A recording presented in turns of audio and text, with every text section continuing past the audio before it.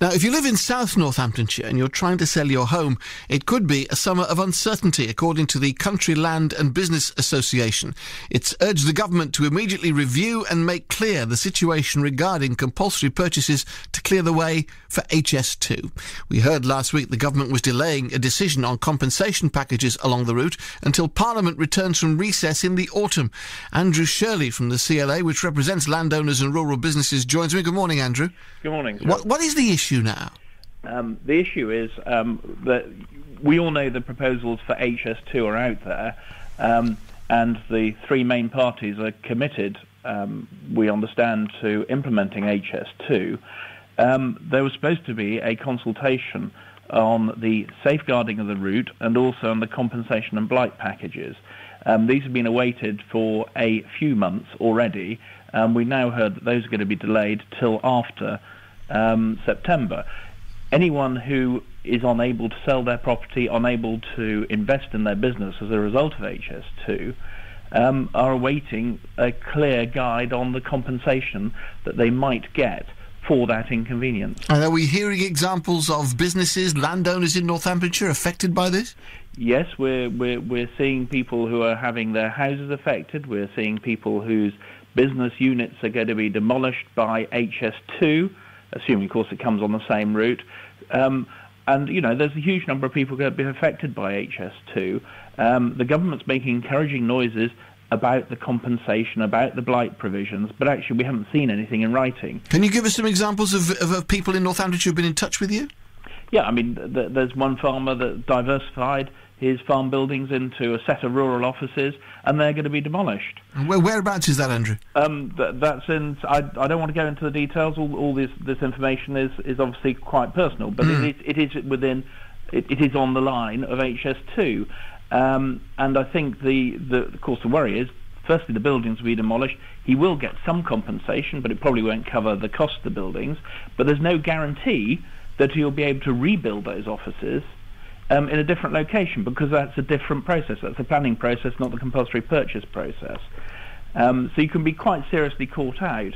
I've got people actually outside Northamptonshire, but not very far away from the border, who have got wedding venues, and they're already getting cancellations, because if you get married somewhere, you like to feel that you'd go back there and have a look at it in years ahead. And of course, it won't be there, it'll be demolished. So Indeed. There's already serious problems. Andrew, stay with us if you would, Yep. because it's not just businesses and farmers who are affected, of course. There are people living along the route who've been up in arms because of this. Margaret Thiel from Upper Boddington in South Northamptonshire tried to sell her house earlier this year, but only one person came to view it. Is that right, Margaret?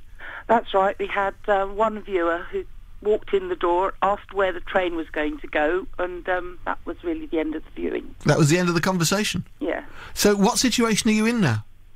Well, ever since the line was announced, our parish, really, anybody who overlooks the line can't sell their houses. The Lower Boddington, which is within about 200 to 300 metres of the line, the estate agents won't even go out to put their houses on the market. We put our house on the market after 2 years to see what the situation was in our village. We are on the side of the village that totally overlooks the line, and we have a view out over the valley. So we will see the line. It's about 3/4 of a mile to a mile away from us. We put our house on the market to see what would happen, and what happened was we had quite a few details went out. It went on, online and things like that, but nothing. The estate agent came to see us last week and said, "Might as well take it off the market. People won't view because of the train." Does price make a difference? Well, he said, I asked him that, and he said, well, if we dropped it 150,000, then we might get a different people who are looking in a lower price category to come along, and they might decide that they're getting a good property at a cheap price. But, he wasn't really very sure that would happen. The uncertainty, because there's been no environmental impact study done yet, nobody really knows how noisy it's going to be. And we overlooked the line, and with 28 trains an hour at 250 miles an hour, it's going to be noisy. And you and your husband were trying to downsize, weren't you? Because you're retired now, your children have left home. Right. And I don't suppose that will necessarily be viewed by government when compensation comes round as hardship, will it? No, definitely not. And, my David Cameron has been on and said that older people should not be holding on to big properties. They should be downsizing.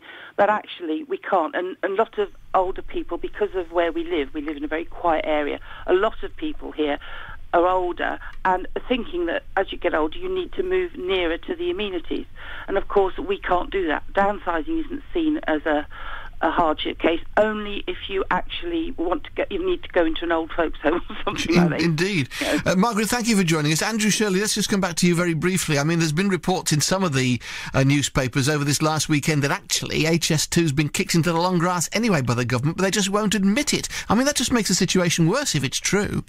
There has been a lot of coverage in newspapers. There's nothing been coming out of government or HS2 that would believe that to be the case.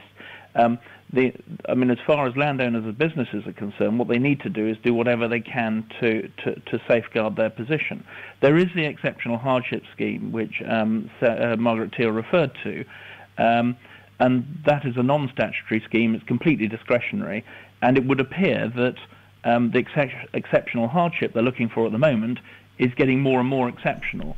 So you have to have spent and got rid of all your money almost and be on your uppers before they would consider purchasing your property. So that's a real issue. But it's the uncertainty. It may be the uncertainty as to whether it goes ahead or not. But you can't afford to assume that it's going to go away. Indeed. Andrew, thank you very much. We have to stop it there because of time, but thank you so much for joining us on the programme. Andrew Shirley from the Country Land and Business Association, and earlier from Margaret Thiel, who just can't sell her house because of the threat, as indeed she interprets it, of HS2.